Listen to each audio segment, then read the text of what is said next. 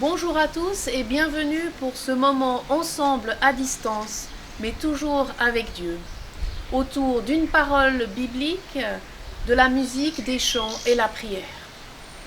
Nous commençons enfin à vivre de manière plus libre.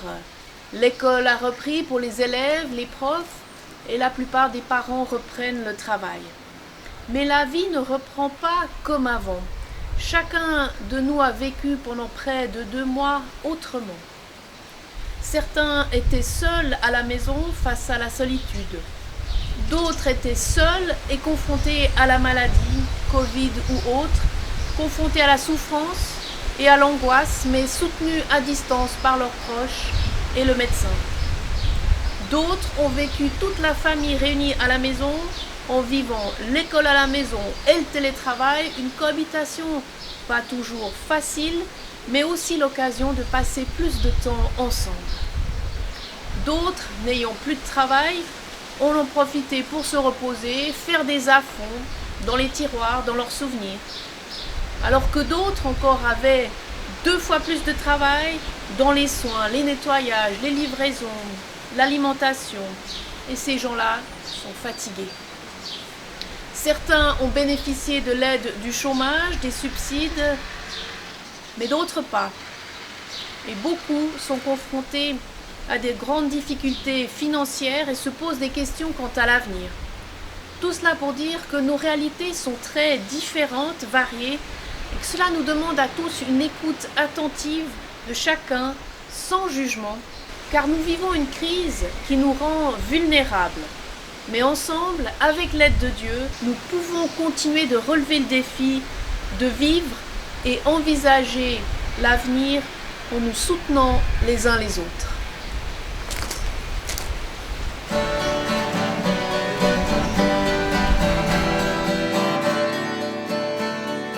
Mon abri, c'est toi, Seigneur, tu me gardes, tu me conduis. Mon abri, c'est toi, Seigneur, avec toi je n'ai pas peur. Mon abri, c'est toi, Seigneur, tu me gardes, tu me conduis. Mon abri, c'est toi, Seigneur, avec toi je n'ai pas peur. Le texte biblique d'aujourd'hui se trouve dans la 2e lettre aux Corinthiens. Paul défend son ministère d'apôtre. Il est confronté à des adversaires virulents qui lui reprochent de ne pas être à la hauteur. Paul prend le contre-pied. Il lui reproche de ne pas être assez éloquent dans sa prédication, ou de ne pas être assez spirituel, ou de ne pas faire des miracles assez miraculeux. Il manque de force, de charisme. Il n'est pas un super apôtre. Qu'à cela ne tienne, s'il faut faire ses preuves de super apôtre et être un peu orgueilleux, Paul en aurait à redire. Il aurait de quoi être fier, mais il choisit une autre stratégie, celle de la faiblesse. Écoutons le texte biblique. Nous lisons dans 2 Corinthiens au chapitre 12.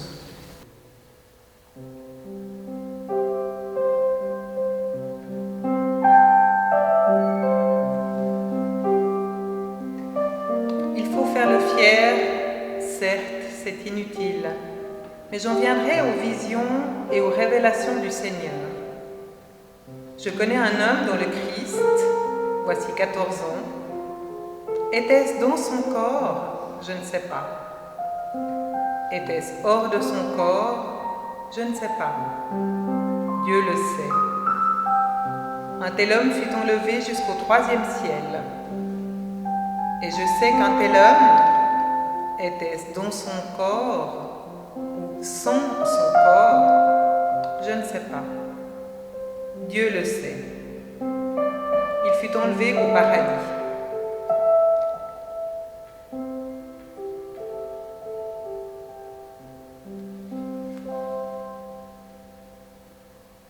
Aussi, pour que je ne sois pas trop orgueilleux, il m'a été donné une écharde dans la chair, un ange de Satan pour me frapper, pour que je ne sois pas trop orgueilleux.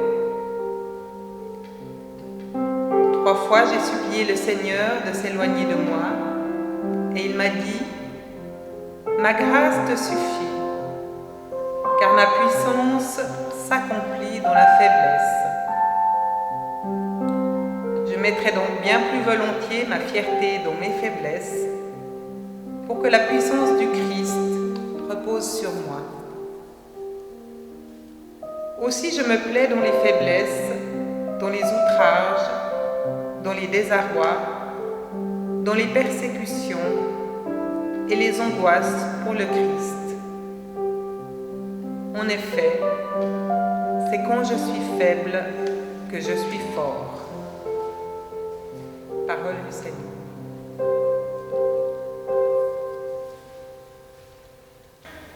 Cependant, Paul choisit une autre stratégie, celle de la faiblesse. Alors c'est moins séduisant, mais plus proche de notre condition humaine et de ce que Jésus lui-même a vécu. Et vous, la fierté, l'orgueil, vous connaissez ? Dans un monde où c'est la jungle, où c'est la loi du plus fort qui compte, il faut bien faire ses preuves, se faire une place au soleil, comme on dit, dominer la situation. Bref, on a un petit peu les mollets qui gonflent. Et la faiblesse, vous connaissez aussi, ouais. Mais vous préférerez vous en passer, comme je vous comprends. Nous n'aimons pas être dans une situation de faiblesse, être démunis, en souffrance, en solitude. Et c'est là que l'histoire de Paul devient intéressante. Au lieu de mettre en avant ses réussites, il met en avant une expérience peu reluisante, celle d'une écharpe. Vous savez, les écharpes, ça fait mal et ça dérange. Alors les commentateurs, ils vont de leur théorie quant à ce mal qui touche l'apôtre. Est-ce une maladie physique, psychologique, qui le touche aux yeux, un bégaiement, ce qui n'est pas pratique pour un prédicateur? Est-ce le palu, des crises d'épilepsie? Et moi, quelles sont les échardes douloureuses dans ma vie? Quelles sont les épreuves pour lesquelles je n'ai pas de réponse, de guérison, de délivrance? Et comment est-ce que je vis cette épidémie, ce confinement, où je suis restreinte dans mes libertés, où j'ai peut-être peur, où je subis la maladie? Nous sommes conscients que nous vivons sur terre, pas encore au ciel, et nous sommes confrontés à des réalités difficiles qui nous touchent. Alors Paul prie à 3 reprises pour qu'il soit guéri de ce mal. Et Dieu répond à Paul, mais n'exauce pas son souhait. Et voici sa réponse, « Ma grâce te suffit. C'est dans la faiblesse que ma puissance se manifeste pleinement. » Dieu écoute la prière de Paul et je crois que Dieu écoute les prières de tous ceux qui s'adressent à lui et il répond. Mais la réponse n'est pas forcément celle que nous attendons. Dieu reste libre de sa réponse pour nous. Donc Dieu répond, mais sa réponse pour Paul n'est pas la guérison. Alors dans de nombreuses autres situations, il y a la délivrance, la guérison. Alors Dieu ne donne pas la guérison à Paul, mais il assure Paul de sa grâce pour lui qui est suffisante. C'est la grâce, l'amour de Dieu pour Paul qui est première et qui lui est promise et sur laquelle Dieu l'encourage à s'appuyer. Alors souvent nous associons les bonnes circonstances, les réussites dans notre vie, les guérisons comme l'approbation de Dieu, mais pas le contraire. Pourtant, son amour est là aussi lorsque nous passons par les difficultés, les persécutions, la souffrance. Mais alors, comment comprendre cette affirmation? C'est dans la faiblesse que ma puissance se manifeste pleinement. Jésus va vivre la faiblesse ultime dans la souffrance, l'humiliation de la mort sur une croix, comme un malfaiteur, un criminel, dans les ténèbres qui recouvrent le moment de la crucifixion, les ténèbres et le poids du péché du monde sur lui. Et c'est alors, 3 jours plus tard, qu'au travers de la résurrection de Jésus, Dieu révélera sa puissance de vie, d'amour plus fort que tout. La croix du Christ devient le lieu d'un renversement absolu. Et si Jésus prend sur lui tout ce qui nous pèse, nous blesse, nous humilie, nous écrase, alors nous n'avons plus à lutter par nos propres forces pour nous justifier. Nous n'avons plus à nous sauver nous-mêmes par notre intelligence, nos forces, notre fric, et à nous enorgueillir de quoi que ce soit en disant « je suis le plus fort, je suis le meilleur, je me suffis à moi-même ». Et on n'a plus non plus à jouer les victimes. Pauvre de moi, personne ne m'aime. Dans la faiblesse qu'est la mienne, être humain limité, dans ce que je vis de difficile, de douloureux, Jésus m'aime. Il m'invite à lâcher prise, et ça c'est difficile, lâcher prise de ce qui me bloque, m'enferme, mes peurs, mes préoccupations, pour recevoir l'assurance de son amour, de sa grâce pour moi. Cette grâce, elle est suffisante pour vivre chaque jour. Cette grâce qui fortifie ma foi, ma dignité, qui me permet de tenir et d'espérer. Cette grâce qui ouvre de nouvelles perspectives avec Jésus. Jésus n'a pas dit qu'avec lui, qu'en le suivant, les difficultés s'évanouiraient. Il a promis des exaucements, des frères et sœurs dans la foi, et que nous recevrions tout ce dont nous avons besoin pour vivre, et des persécutions. Mais surtout, Jésus a promis d'être avec nous jusqu'à la fin du monde. Le fait de passer par des épreuves, des événements douloureux, nous rappelle notre condition humaine, donc à rester humble et à ne pas juger les autres dans ce qu'ils vivent, parce que nous aussi, on est passé par là, par des temps difficiles. Nous sommes appelés à faire preuve de compassion et de solidarité. Le but de notre vie, ce n'est pas d'être des super chrétiens satisfaits d'eux-mêmes et de leur réussite, mais des disciples qui continuent à vivre à la suite de Jésus, malgré les difficultés, malgré les échardes, vivant de la grâce qui nous est donnée jour après jour. C'est la grâce de Jésus-Christ, par l'action du Saint-Esprit dans nos vies, qui est puissance de Dieu pour transformer nos existences. Amen.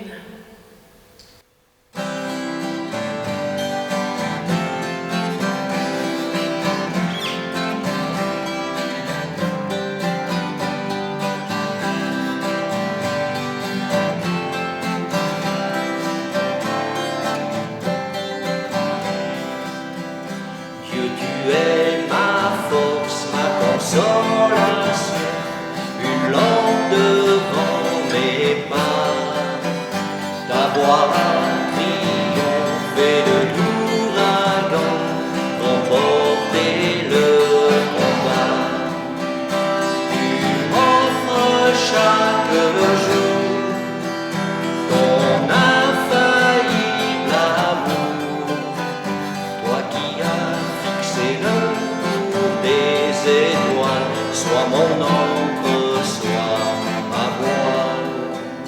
Tu es dans mes ailes pour toucher les cieux, protégé par ta main. Ta grâce m'appelle à lever les yeux et suivre ton chemin. Tu m'offres chaque jour ton infaillible amour, toi qui as fixé le cours des étoiles, sois mon encre, sois ma voile. Dieu de nos cœurs et de nos esprits, Dieu de notre système nerveux, alors que nos yeux et nos oreilles essayent de comprendre un autre jour de nouvelles et d'informations, nos petits corps absorbent le choc du plus grand événement de notre vie. Aide-nous à donner un sens à ce que, honnêtement, nous ressentons. Peur, solitude, épuisement, colère. Et en nommant ce qui se vit dans notre intérieur le plus intime, donne-nous de devenir plus humain avec chaque autre. Celui qui est à son chaud et social, communicatif et relationnel, et celui qui est présent pour s'occuper des autres, désireux d'apaiser la personne que nous pouvons plus encore pleinement être.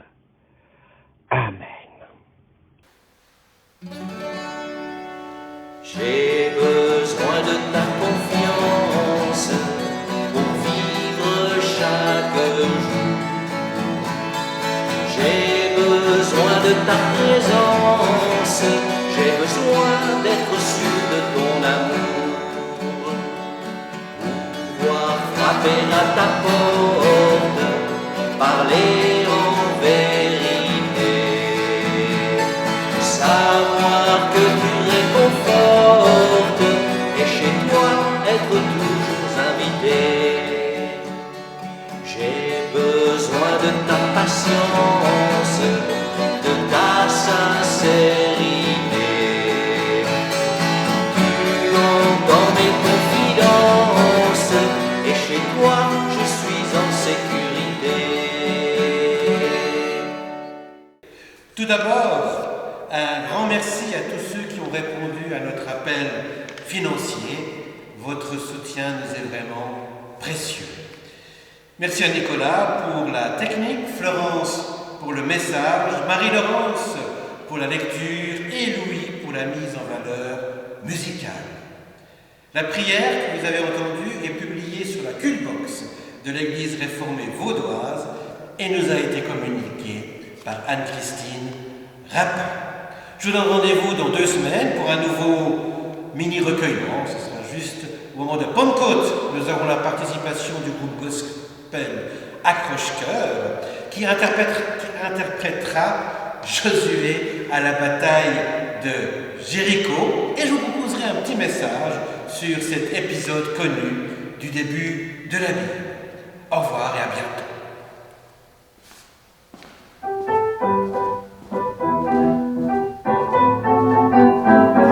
I'm so glad Jesus lifted me. I'm so glad Jesus lifted me. I'm so glad Jesus lifted me. Singing glory, hallelujah. Jesus lifted me. Slavery chains are broken. Jesus lifted me. Slavery chains are broken. Jesus lifted me.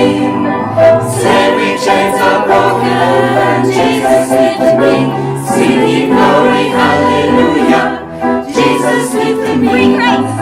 Free grace and love. Jesus lifted me. Free grace and love. Jesus lifted me. Free grace and love. Jesus lifted me. Singing glory, hallelujah. Jesus lifted me. Glory to my Savior. Jesus lifted me. Glory to my Savior. Jesus lifted me. Glory to my Savior. Jesus lifted me. Singing glory, hallelujah. Jesus lifted me. I'm so glad Jesus lifted me. I'm so glad Jesus lifted me. I'm so glad Jesus lifted me. Singing glory, hallelujah. Glory, hallelujah. Glory, hallelujah. Jesus lifted you and me.